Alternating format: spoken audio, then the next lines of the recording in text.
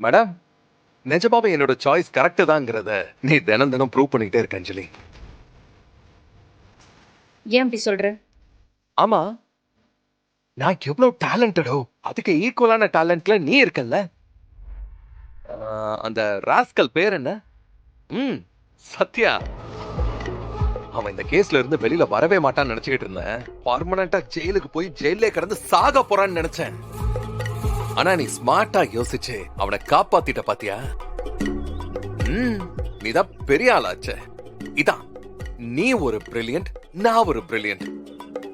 நம்ம ரெண்டு பேரும் சேர்ந்து வாழ்ந்தோம்னா இந்த உலகத்தையே ஜெயிக்க முடியும். எனக்கு இப்பெல்லாம் நம்ம ரெண்டு பேரோட குழந்தை இன்னைக்கு எவ்வளவு பிரில்லியண்டா பிறக்க போகுதுங்கிற ஆர்வம் தான் ரொம்ப அதிகமாகிட்டே போகுது.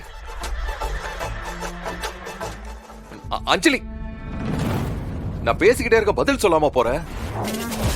ஒரு சில கான்வர்சேஷனுக்கு பதில் சொல்லாம கடந்து போறதுதான் நல்லது. அதான் உன்கிட்ட பேச எனக்கு விருப்பம் இல்ல. அந்த அக்யூஸ்ட ரிலீஸ் பண்ணிட்ட, அந்த சந்தோஷத்துல இருக்கல்ல? அது சந்தோஷம்தான். ஆனா உள்ளுக்குள்ள ஒரு சின்ன வருத்தம் இருக்கு. ஏன்னா இந்த கிரைம பண்ணதே நீதான். அது எனக்கு நல்லாவே தெரியும். அதுக்கான எவிடன்ஸ கலெக்ட் பண்ணி என்னால உன்னை உள்ள தள்ள முடியல.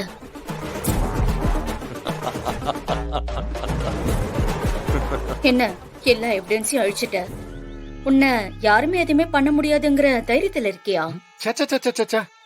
அப்படியெல்லாம் இல்ல. நான் எதுக்கு கவலைப்படணும்?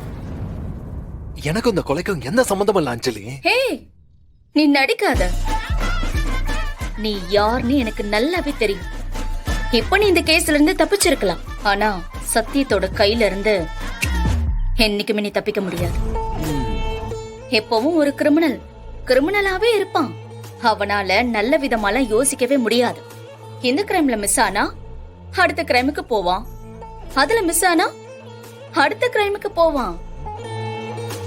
ஆனா ஏதாவது ஒரு கிரைம்ல அவன் கண்டிப்பா மாட்டுவான். நீயும் வசமா மாட்டுவ.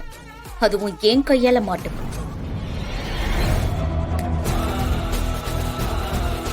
கூடிய சீக்கிரமே உன்னை நான் அக்யூஸ்ட்னு ப்ரூவ் பண்ணி உள்ள தள்ளுறேன். அடிக்கடி என் பொண்டாட்டி சவால் விடுறா. இது ஒரு மாதிரி சுவாரஸ்யமா தான் இருக்கு. பாக்கலாம் அஞ்சலி. புருஷன் கூட சேர்ந்து வாழ்றத பத்தி யோசிக்காம புருஷனை உள்ள தள்ளுறத பத்தியே யோசிக்கிற.